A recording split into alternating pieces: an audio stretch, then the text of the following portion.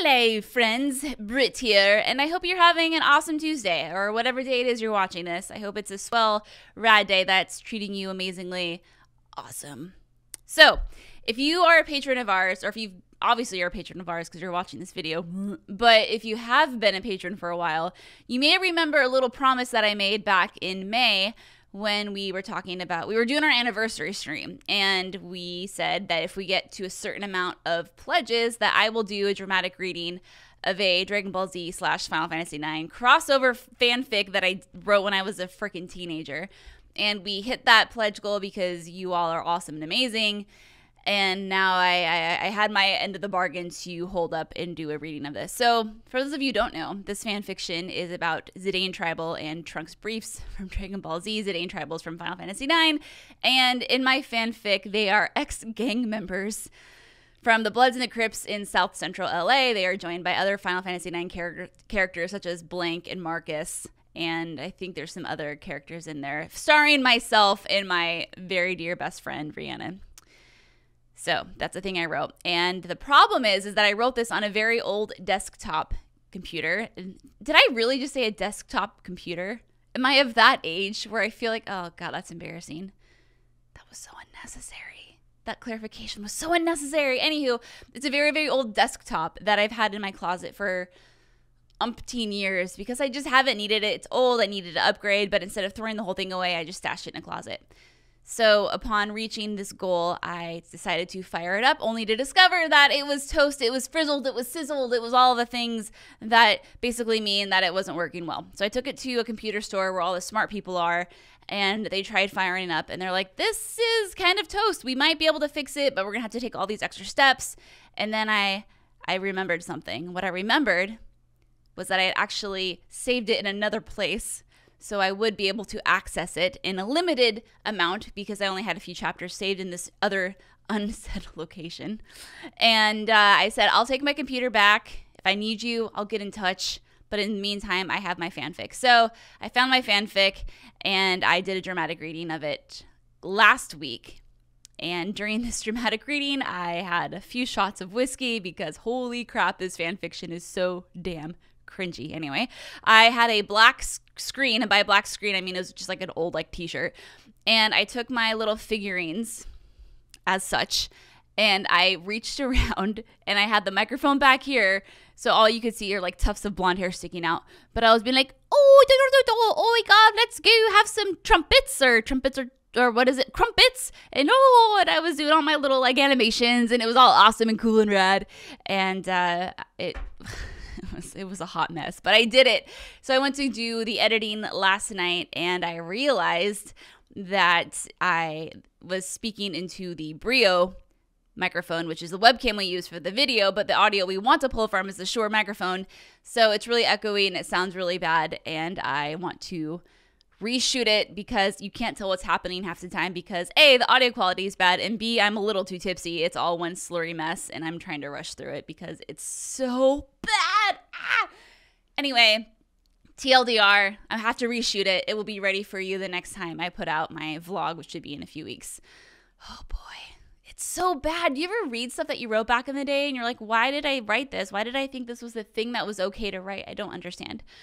So that's coming, but in the meantime, I figured we could talk about a little game called Resident Evil 2. Does anyone know how excited I am for this game? I'm also wearing a t-shirt Andrea got me from Tokyo Game Show. Hold on, I'm going to show you. Look at it. Oh, yeah, look at it.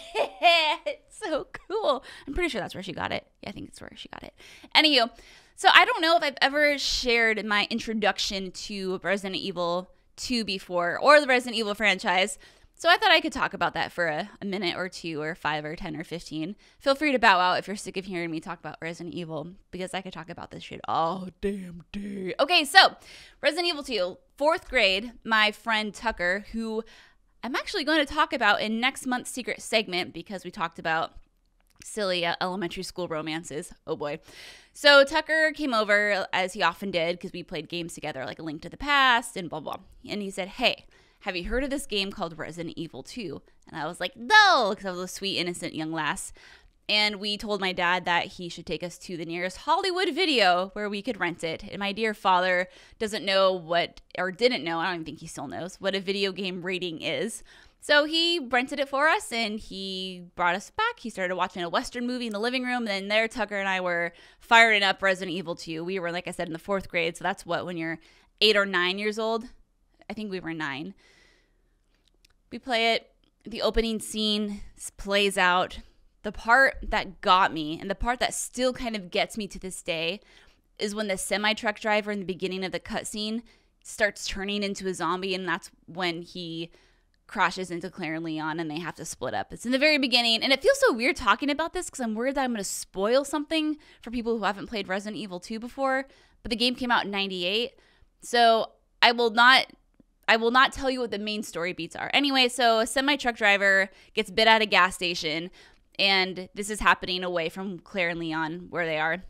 And he hops into the truck, and then he's like driving down the street as semi-truck drivers are doing. They tend to do that. Well, actually, they don't tend to drive down streets. They tend to drive down highways. Anyway, and he runs into Claire and Leon in the cop car. It blows up, and it shows the split-second scene of the driver, and his eyes were kind of starting to cloud over, and he's starting to like turn into a zombie, and that gave me such bad nightmares. I honestly don't even remember much of anything after that cutscene besides the zombies and the way they moaned and the way that they broke through the glass at Kendo's shop. Because everything after that, I think I try to like black out of my memory because it was so fucking scary to me. So after he and I played that, I never played it again by myself. I mean, obviously years later I did.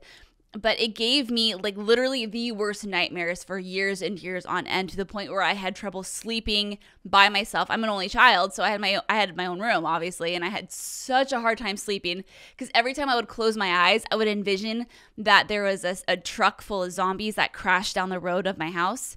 And every time I closed my eyes, the zombies were like slowly shuffling to my house, to my window, that they were going to eat my face.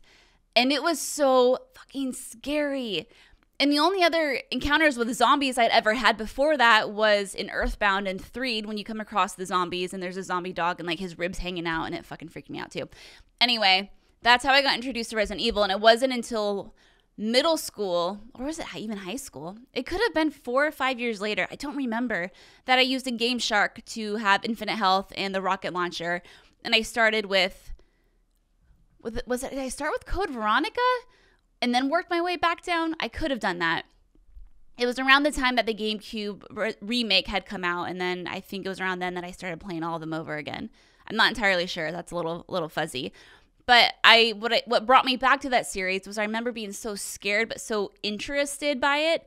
And then as I learned that the game had such interesting lore and story and characters, I was just addicted. And that's why it's one of my favorite franchises to this day. I think it is my favorite in terms of story and just backstory and lore and stuff. I think it's my favorite franchise.